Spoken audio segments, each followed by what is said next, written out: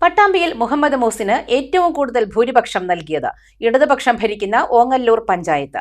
UDF ഭരിക്കുന്ന പട്ടാമ്പി നഗരസഭയിലും വിളയൂർ, മുതുതല, കുലുക്കല്ലൂർ പഞ്ചായത്തുകളിലും ഉൾപ്പെടെ ലീഡ് മുഹമ്മദ് മൂസിനാണ്.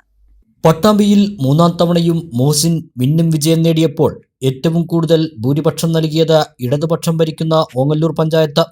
4015 വോട്ടുകളുടെ ലീഡാണ് സ്വന്തം പഞ്ചായത്തായ ഓങ്ങല്ലൂരിൽ നിന്ന് മൂസിന് കിട്ടിയത്. UDF ഭരിക്കുന്ന പട്ടാമ്പി നഗരസഭയിലും മൂസിൻ ലീഡ് ചെയ്തു. 919 വോട്ടുകളുടെ ലീഡാണ് നഗരസഭയിൽ നിന്ന് മൂസിൻ നേടിയത്.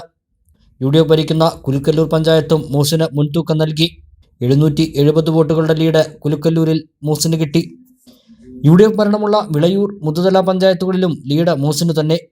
വിളയൂരിൽ 975 വോട്ടുകൾക്കും മുതുതലയിൽ 2366 വോട്ടുകൾക്കും മൂസിൻ ലീഡ് ചെയ്തു.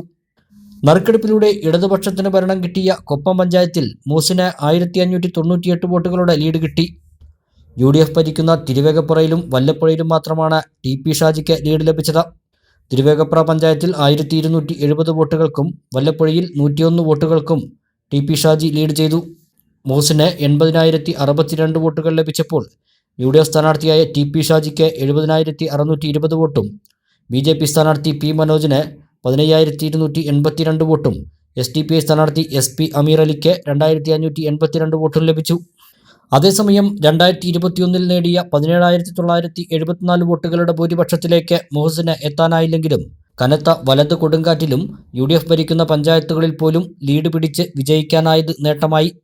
പാർട്ടി വോട്ടുകൾക്കപ്പുറമുള്ള പിന്തുണയും സ്വീകാര്യതയും പട്ടാമ്പിയിൽ മൂസിന് കിട്ടിയെന്നതാണ് മണ്ഡലത്തിലെ വോട്ട് കണക്കുകൾ വ്യക്തമാക്കുന്നത്.